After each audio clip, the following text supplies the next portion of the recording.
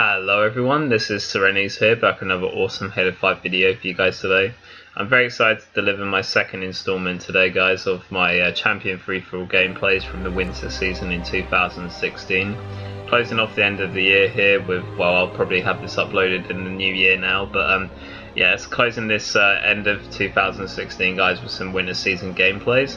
And I may look to play on my main on this next season, or perhaps the one after, because I've just got the Modern Warfare remaster and I've been really enjoying playing that.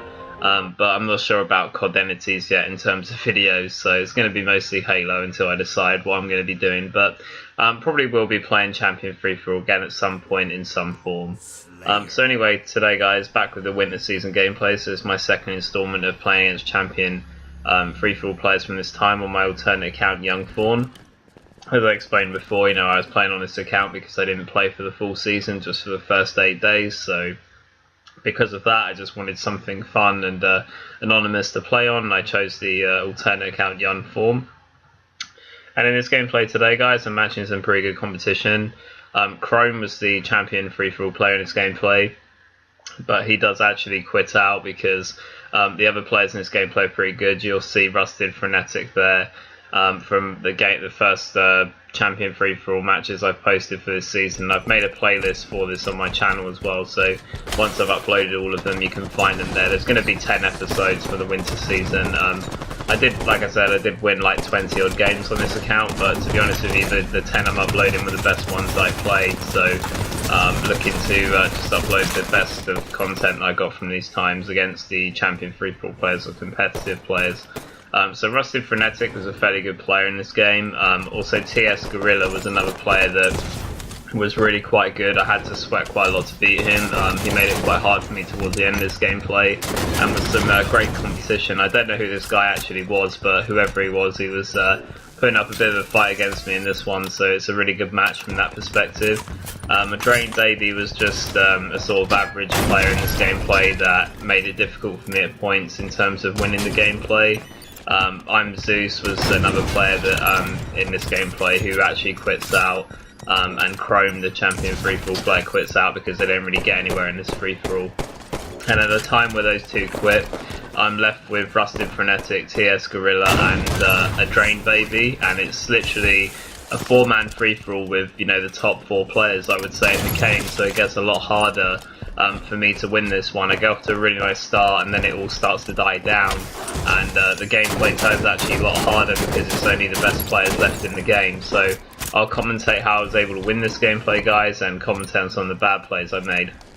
So status free-for-all, guys. So I showed you all the relevant spawns there at the start. As you can see, I had to switch my POV twice because 2 people quit out, and we're now playing a 4-man free-for-all rather than a 6. So I can't really milk the other players in terms of like weak kills, easier people to clear up now. I can't milk them in terms of kills. I have to go for like hard 1v1 kills each time now. So this game has been made a lot harder in my opinion because the top 4 players remain. So I really have to go off on Ruzted Frenetik, TS Gorilla, and a Drain Baby in order to win this one. So a 4-man free-for-all, guys, whenever you play a free-for-all where people have quit out significantly early on, it's really important to identify who's going to cause you problems in the game and who isn't. So I knew that probably my best competition in this gameplay was TS Gorilla and Ruzted Frenetik, because both of them have quite good shots. So I know that at certain points in this video, when I get the power weapons like the rockets and stuff, I'm going to have to capitalise and get kills on them because they're the main people I'm going to shut out from having a chance of winning this game. Really nice rocket kill on Krom. That was the Champion free-for-all player, and after that I think he was either goosed or barely had any kills. He actually quits out because I landed a rocket from him from bottom mid, which I'll be honest with you, that would have annoyed me too, but I don't think I would have quit. So bad sportsmanship on his part, probably lost his champion after that. If he's got that attitude, it won't be long until he loses it. So but yeah, that was a really nice rocket on him, and he does actually quit. So that ends up now being officially a 4-man free-for-all. So before Krom quit, actually it was a 5-man because we only had 1 player left, which was Zeus, I think. So now we're playing a 4-man free-for-all, and the gameplay does slow down, but a really nice start with the killing frenzy with the rockets. That was a really nice bit of play. And you can see from the start, guys, I did a really nice job of collecting the weapons and you know, since then I've been really dominating, and like I said before, you know, power weapons in free for all are everything, so, you know, don't be afraid to milk them. You can see that I'm making special care here to see what recycling weapons I have, so I've just dropped the shotty and that's going to be up in 10 seconds time because it was out of ammo, so I'm making my way back over to the area, pre-nading accordingly because I killed TS Gorilla with them last, so he knows that I'll probably go and try and retrieve the weapons, so I wait around here for a little while in case anyone shows up, and just take my time with it really because I have a 4-kill lead over TS Gorilla. The new set of rockets are coming up, so I think, you know, need to be in a position where we can see those really.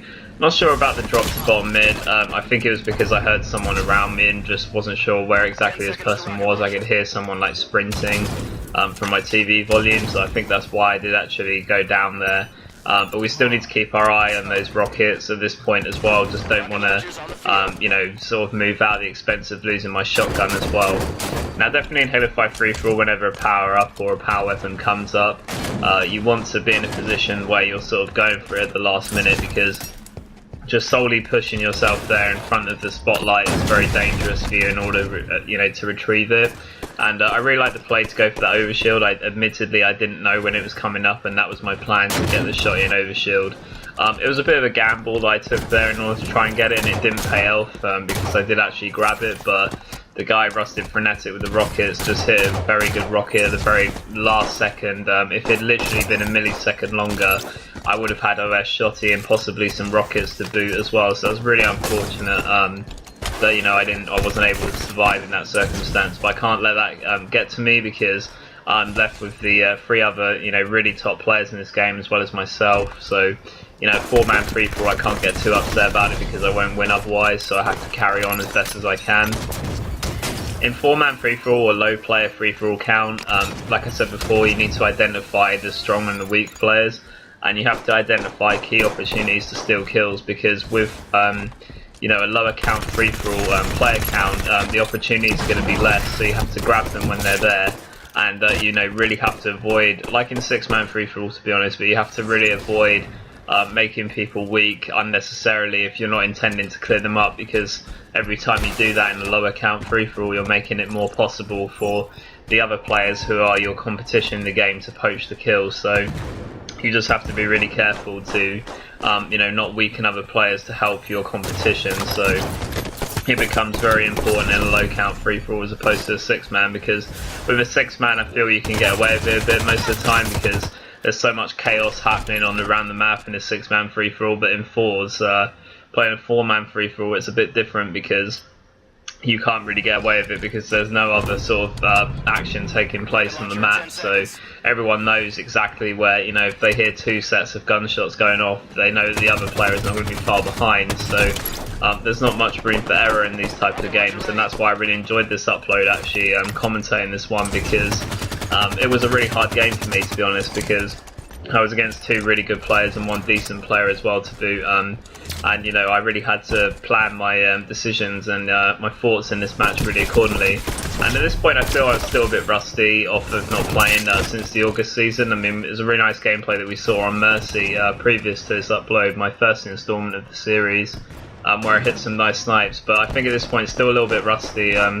You know, some sort of some good like decision making and thought processes, like to go for the overshield, but not really capitalising on those moments.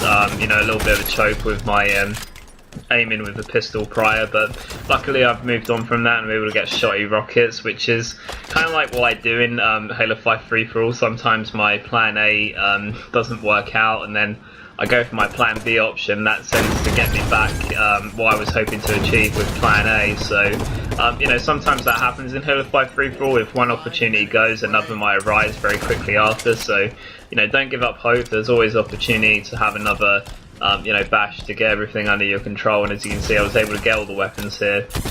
At this point, I'm looking to go back for some shotties. I had no ammo in my weapons, and unfortunately for me, Drain Baby comes out of nowhere and finishes me off, and that's extra annoying because not only did Drain Baby kill me there, but TS Gorilla killed him after, and he's the guy in second who was like a matter of 8 kills behind me now. He's only 4 kills behind, so really have to make sure that he doesn't get any more kills now.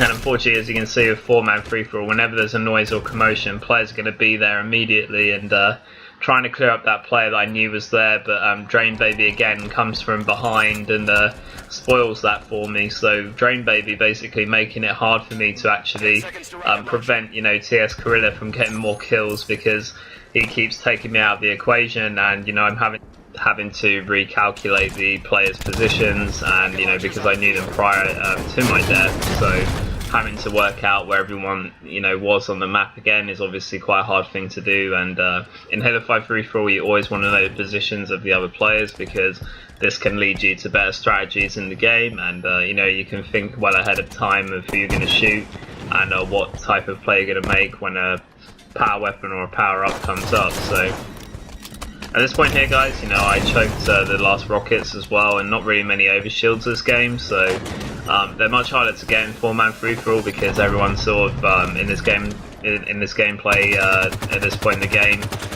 The other 2 players who quit out, I'm left with the top 4 players, so you know, it's a lot harder to get these power-ups and power weapons because of that. All of the players are thinking about going for it themselves.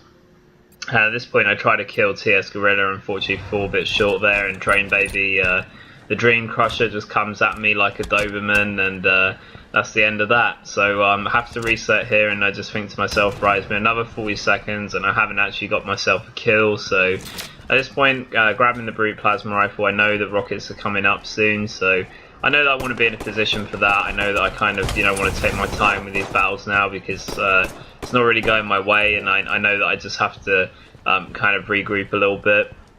I know at this point in the game that you know, I'm seeing that players have exchanged a battle there, and that I'm a bit lost in terms of where the players are, so I'm kind of waiting at this point to see if anyone arrives near my destination so that I can jump on them, or wait for someone to start shooting, and then I'll go for that player, whoever, and you know, try and poach the spoils from the fight.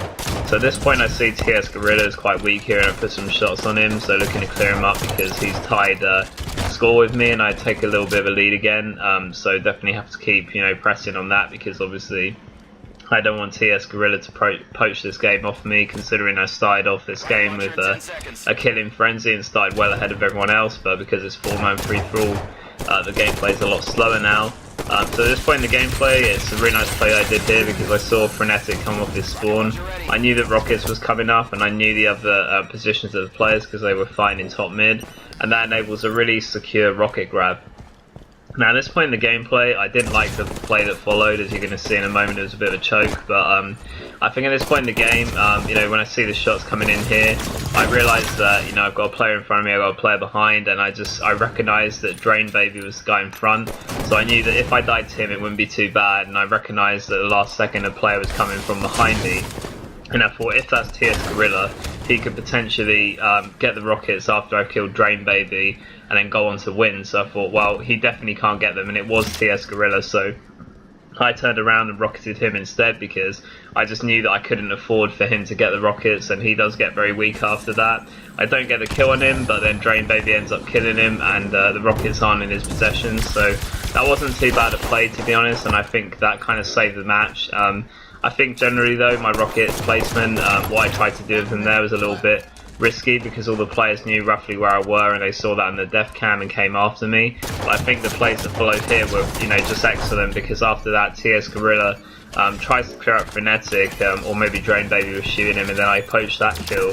At this point here, I just have to be careful I don't feed myself to Gorilla, because you know, you can hear all the gunshots going off, and I think I do get cleared up by Drain Baby, and then Frenetik kills Drain Baby, so you know, that's more kills that Gorilla can't get, apart from that one he just got there, so he's still 1 kill behind me at this point. So I know that I've got the shotty back in my possession, I just got to play it safe.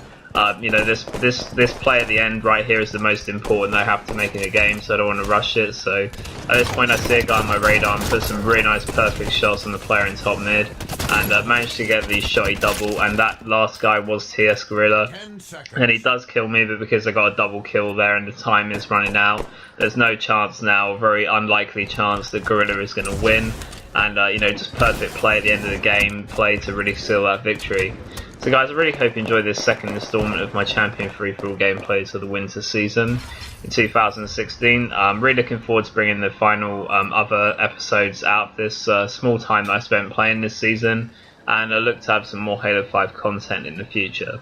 This was Frenetik, guys, and a really great year of 2016, and thank you so much for all of you viewing, and I'll see you in the next year. Bye guys.